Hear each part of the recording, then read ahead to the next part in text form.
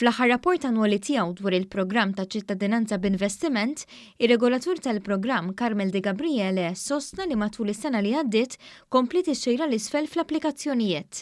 Dan konsegwenza diretta ta' kompetizzjoni minn programmi simili li bdew joperaw pajjiżi oħrajn fl-aħħar xhur. Dan wara kritika inġusta li saret dwar dawn il-programmi, partikolarment fil-konfront tal-programm Malti. Madankollu r-regolatur sostna li fix-xhur li ġejjin l-applikazzjonijiet mistennija jerġgħu jibdew jiżdiedu f'livelli aħjar minn dawk li waslu bejn Lulju tal-2017 u Ġunju tal-2019.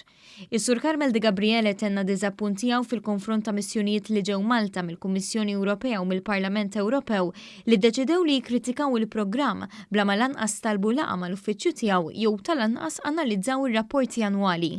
Skont is-sitt rapport annwali maħruġ mir-regolatur tal-IIP, joħroġ li bejn l-ewwel ta' Lulju 2018 sa l-aħħar ta' Ġunju 2019 saret 311 l-applikazzjoni, jiġifieri 19 l-applikazzjoni inqas mit-12 xahar ta' qabel, meta daħlu 330 applikazzjoni.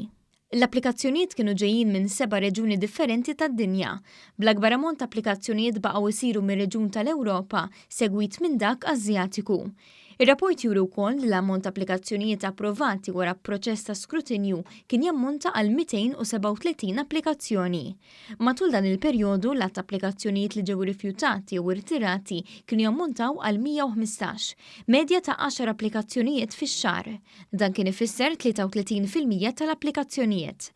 Joħroġ ukoll li mindu tnieda l-programm l-att applikazzjonijiet irrifjutati tela għal 23%, żieda ta' 3.5% miċ-ċifra reġistrata fir-rapport tal-2018. Ir-rapport juru wkoll li mindu tnieda l-programm ġew approvati 1054 applikazzjoni. Dan ifisser 58.6% tal-massimu ta' applikazzjonijiet li jista' jkollu l-programm ta' 1800. Matul dan il-perjodu l-kontribuzzjonijiet miġbura mill-Aġenzija kienu jammontaw għal kważi 163 miljun euro. Dan ifisser li mindu tnieda l-programm il-Gvern daħħal kważi 835 miljun euro. Dwar it-tħul tal-programm, is-Sur Carmel De Gabriele qal li dan se jkollu rwol importanti ħafna fl-investiment infrastrutturali tal-pajjiż, kif ukoll fl-iżvilupp soċjali u nazzjonali tal-pajjiż. Sostna li bis-saħħa tar-rabta b'saħħitha li dawn iċ-ċittadini ġodda għandhom ma' Malta permezz tal-kontribuzzjonijiet tagħhom, l-investiment dirett li qed jagħmlu fl-istoks tal-Gvern, ix-xiri u l-krijiet ta' proprjetajiet qegħdin jikkontribwixxu bil-kbir fl-iżvilupp ekonomiku u soċjali ta' pajjiżna.